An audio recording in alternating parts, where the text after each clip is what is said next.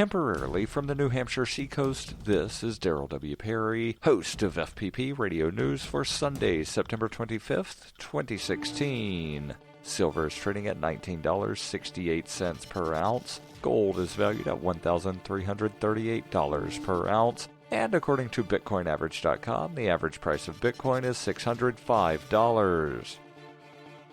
Antiwar.com reports fighting has dramatically escalated over the last 48 hours in Syria's long-contested northern city of Aleppo, with heavy airstrikes by Syrian and reportedly Russian warplanes and battles along the outskirts of the half of the city under control of the Nusra Front. Well over 100 people have been killed in that span, with the toll rising all the time, and estimates of 200-plus separate airstrikes launched into the city. UNICEF reported that the airstrikes had knocked out a pumping station in the Nusra-held part of the city, cutting off supplies of water to around 2 million people. Repairs still need to be made, but within a few hours, the water began flowing across much of the area. The European Union responded to the most recent attacks, blasting them as a breach of international humanitarian law. They called on Russia and other nations with significant influence to pressure Syria to end the attacks. At the same time, unnamed Western diplomats were telling the media that they believe Russia has begun attacking the Nusra Front with thermobaric weapons. Russian TOS-1A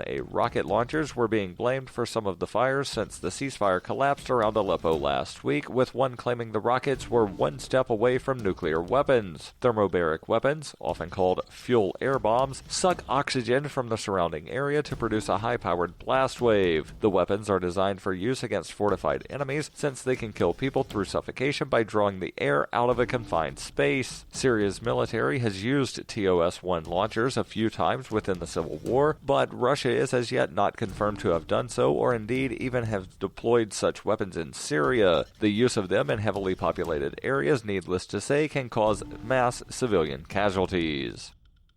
For nearly 40 years, Roberts & Roberts Brokerage has been a trusted source for buying and selling precious metals like gold and silver. They also take Bitcoin for precious metal purchases and have permanently removed the minimum purchase amount for all orders paid in the digital currency. Call Roberts & Roberts today for knowledgeable advice on buying and selling precious metals and a forward-thinking approach to new technologies. 800-874-9760 or visit online at rrbi.co.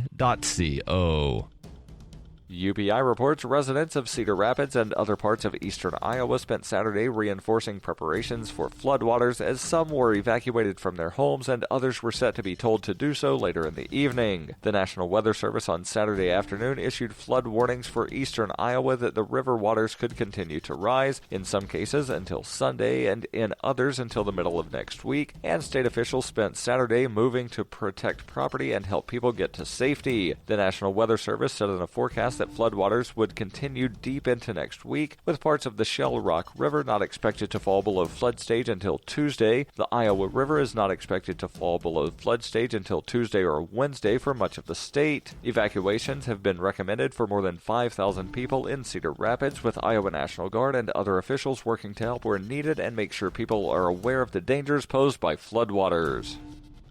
You can support FPP Radio by joining the Fans program. Fans are friends, allies, and numerous supporters. Fans help FPP afford to produce more original content. You can join the Fans program for as little as $1 per month through Patreon and get perks like ad-free versions of FPP Radio News and Peace, Love, Liberty Radio. To learn more or to join the Fans program, visit fans.fppradio.com.